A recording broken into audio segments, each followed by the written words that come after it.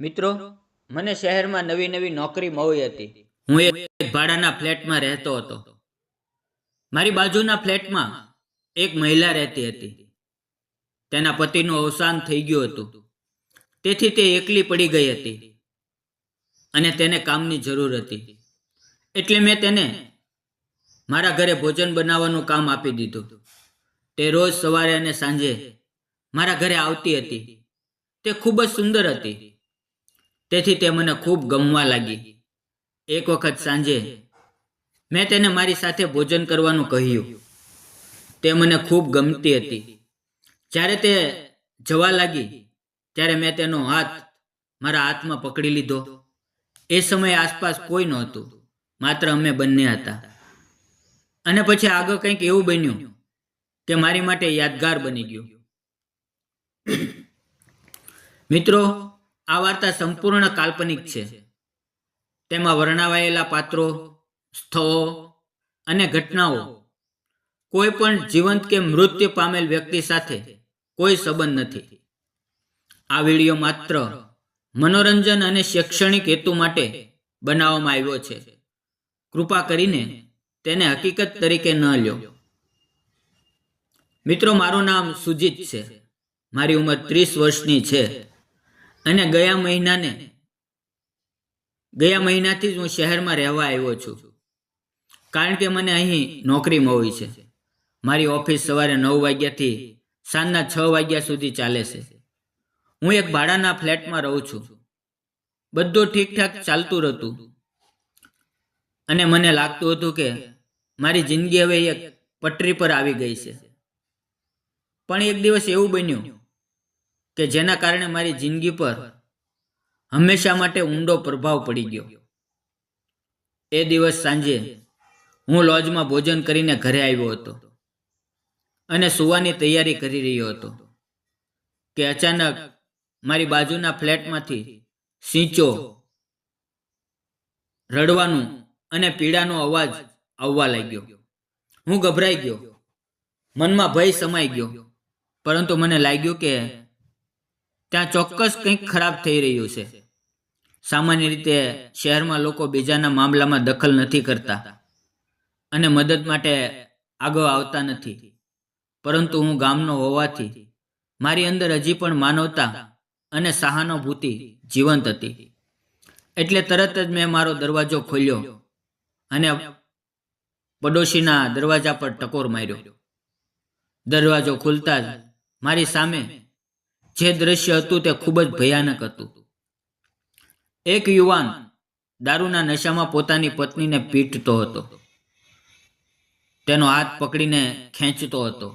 એ સ્ત્રીની આંખો આંસુથી ભરી હતી અને ચહેરા પર દુઃખ તથા ડરના ઊંડા નિશાન સ્પષ્ટ દેખાતા હતા. મને જોયા પછી પણ એ યુવક અટક્યો નહીં. ઉલટું મને જ કહેવા માંડ્યો. પણ મેં તેની પરવા કર્યા વિના એ બિચારી સ્ત્રીને તેની પકડમાંથી છોડાવવાની કોશિશ કરી. મારા મનમાં માત્ર એક જ વાત હતી કે જો મેં આ ક્ષણે દખલ ન કરી તો કદાચ આજે એ યુવક પોતાની પત્નીને જાનથી મારશે. મેં તેને અલગ કર્યો અને તરત જ પોલીસને ફોન કર્યો. થોડા સમયમાં પોલીસ આવી ગઈ અને તેણે એ દારૂબાજને સારી રીતે પીટ્યો અને ધમકી આપી કે જો ફરી આવું કર્યું તો સીધા જેલમાં નાખી દેશે. ત્યારબાદ તેણે મારામારી કરવી તો બંધ કરી દીધી, પણ દુર્વ્યવહાર કરવો અને દારૂ પીવો રોજબરોજ વધવા માંડ્યો.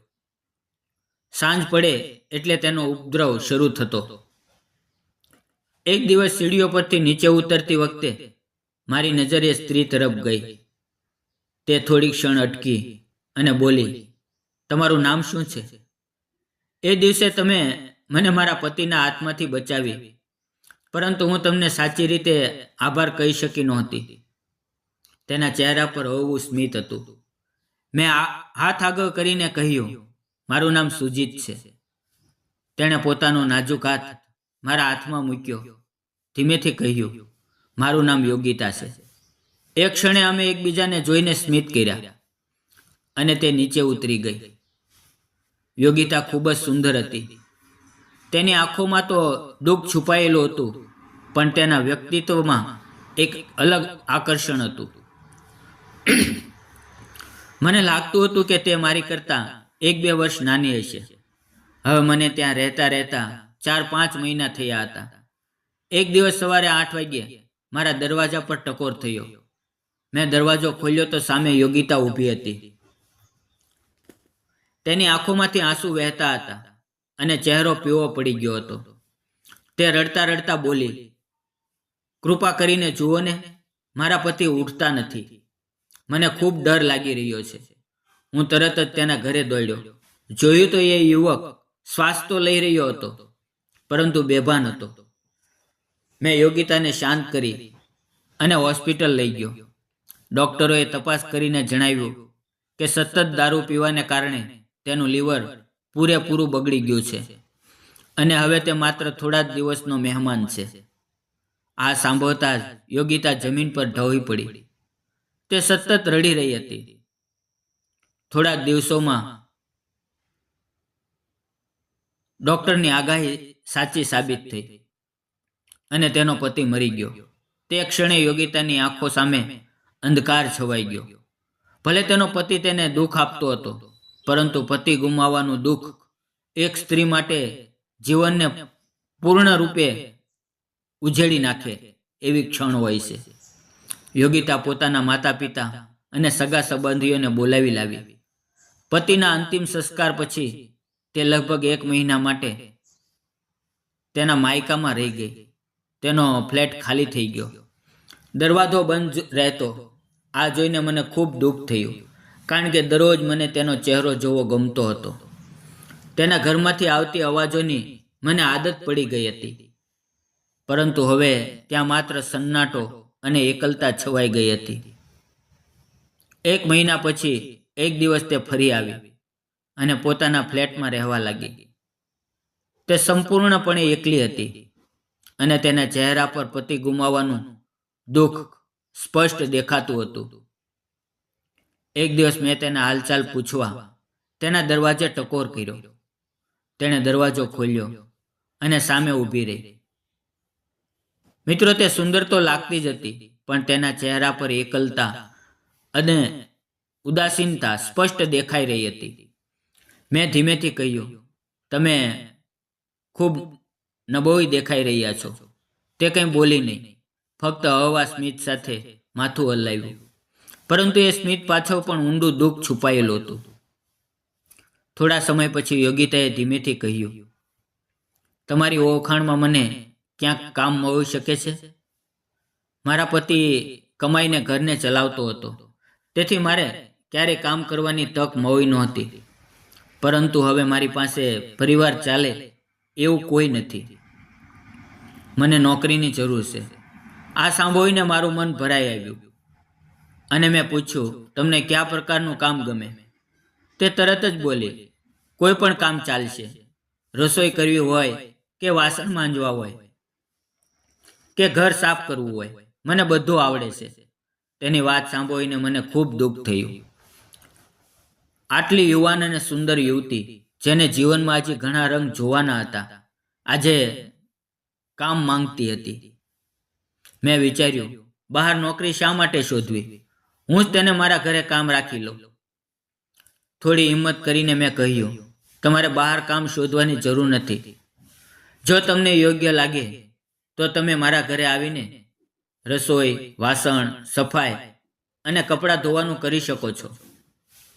મારે પણ કોઈની જરૂર છે." આમ કહેતા મને થોડી શરમ આવી, પરંતુ એ હકીકત હતી. યોગિતાએ હા પાડી અને મેં મનમાં નક્કી કર્યું કે તેને યોગ્ય પગાર આપીશ. તેનું ક્યારેય અપમાન નહીં થવા દઉં. ત્યારબાદ તે રોજ સવારે અને સાંજે મારા ઘરે આવવા લાગી.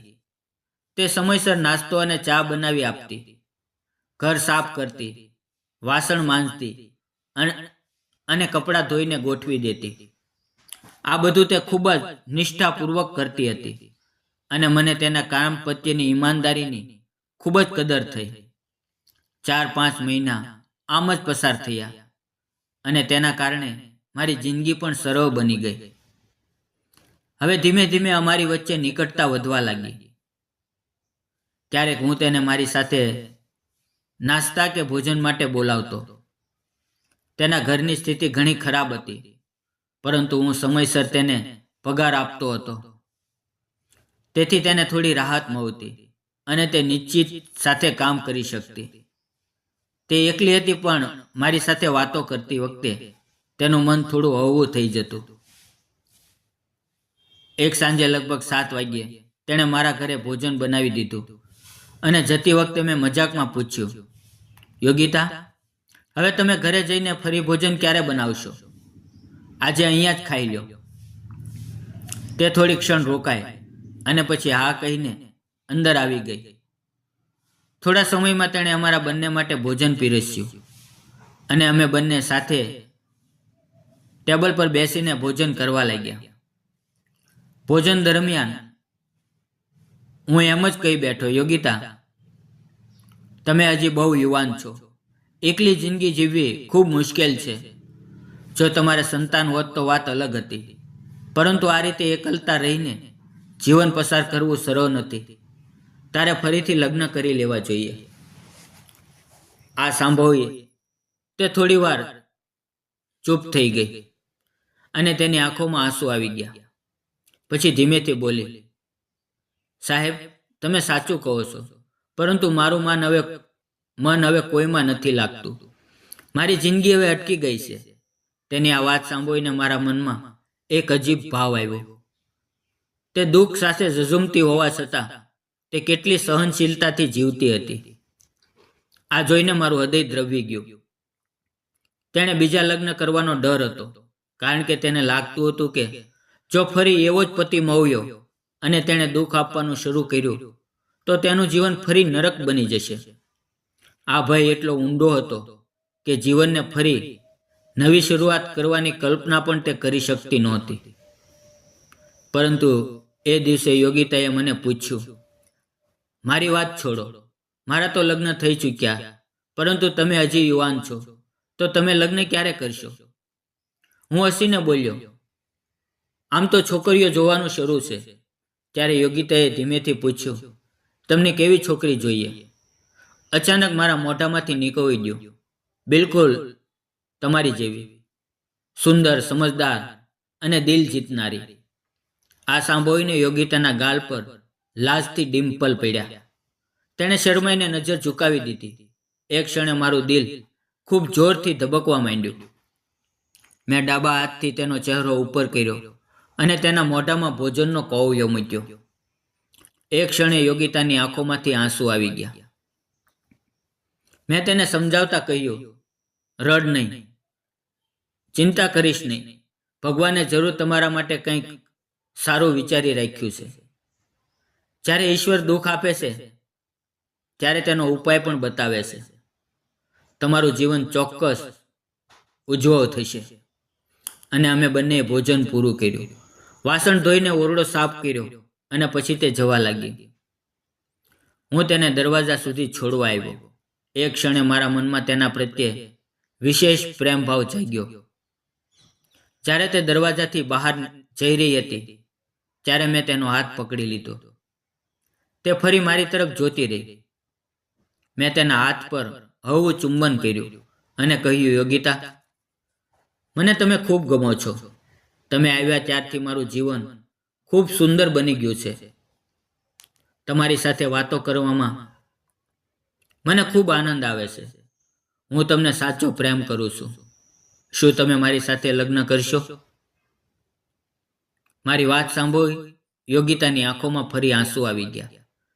મેં તેના આંસુ પોંછ્યા અને એક ક્ષણે અમને સમજાયું કે હવે અમે બંને એકબીજાના થઈ ગયા છીએ. હવે દિવસો આમ પસાર થતા ગયા. અમારો પ્રેમ વધુ ઊંડો થતો ગયો. યોગિતા વારંવાર મારી પાસે આવવા લાગી. અમે બંને એકબીજાને વધુ સારી રીતે ઓળખવા લાગ્યા અને દિલથી એકબીજાને ચાહવા લાગ્યા. હવે અમારો સંબંધ એટલો મજબૂત થઈ ગયો હતો કે અમને વિશ્વાસ થઈ ગયો કે અમે સાથે મળીને જીવન પસાર કરી શકીએ છીએ. થોડા સમય પછી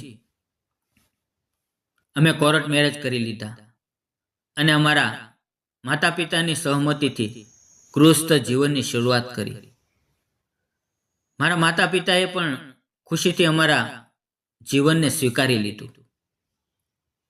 આજે અમે શહેરમાં ખૂબ સુખી જીવન જીવી રહ્યા છીએ. રજાઓમાં માતા પિતાને મળવા જઈએ છીએ. યોગિતા હવે ગર્ભવતી છે અને તેના ગર્ભમાં અમારા પ્રેમનું સુંદર પ્રતીક ઉછળી રહ્યું છે. યોગિતા ખૂબ ખુશ છે કારણ કે તેને તે પ્રેમ, સહારો અને સાથ મળ્યો જેની તેને શોધ હતી. અને મને મળી એક એવી યુવતી જે ખરેખર દિલથી મને સમજે છે. અમારું જીવન આજે ખૂબ જ સુખી અને સંતોષથી ભરેલું છે. મિત્રો, મેં અને યોગિતાએ લગ્ન કરીને સાચું કર્યું કે ખોટું તે તમે કોમેન્ટમાં જરૂર કહેજો. આ પ્રેમ કહાની આપણને એક વાત ચોક્કસ શીખવે છે કે જીવન ભલે કેટલું મુશ્કેલ લાગે, પણ જ્યારે પ્રેમ, સહારો અને સમજણ આપણને આપતો સાથી મળે ત્યારે જીવન ખૂબ જ સુંદર બની જાય છે. કોઈનું પણ જીવન દુઃખમાં ફસાઈ જાય તો જો કોઈ તેનો હાથ પકડી લે, થોડો પ્રેમ આપે અને તેને સમજે તો તેનું જીવન ફરી પ્રકાશિત થઈ શકે છે. એટલે આપણે હંમેશા એકબીજાના પ્રત્યે સારો વર્તાવ કરવો જોઈએ. જરૂર પડે ત્યારે મદદનો હાથ લંબાવવો જોઈએ અને એકબીજા પ્રત્યે સાચો પ્રેમ કરવાથી ક્યારેય ડરવું નહીં. કોઈએ કારણ કે સાચી શક્તિ પૈસામાં નહીં, પરંતુ પ્રેમ અને વિશ્વાસમાં હોય છે. જો તમને અમારી આ પ્રેમ કથા ગમી હોય તો કૃપા કરીને આ વાર્તાને લાઈક કરો, શેર કરો અને અમારી ચેનલને સબસ્ક્રાઈબ કરવાનું ના ભૂલતા. મળીએ આગળના વિડીયોમાં. ત્યાં સુધી યાદ રાખજો, જીવન ખૂબ ટૂંકું છે, તેથી એકબીજાને પ્રેમ કરજો, એકબીજાને સમજજો અને દરેક ક્ષણ ખુશીથી જીવી લો. વિડીયો પૂરો જોવા બદલ આપ સૌ મિત્રોનો દિલથી ખૂબ ખૂબ ધન્યવાદ મિત્રો. ફરી મળીએ આવતી વાર્તામાં. ધન્યવાદ મિત્રો.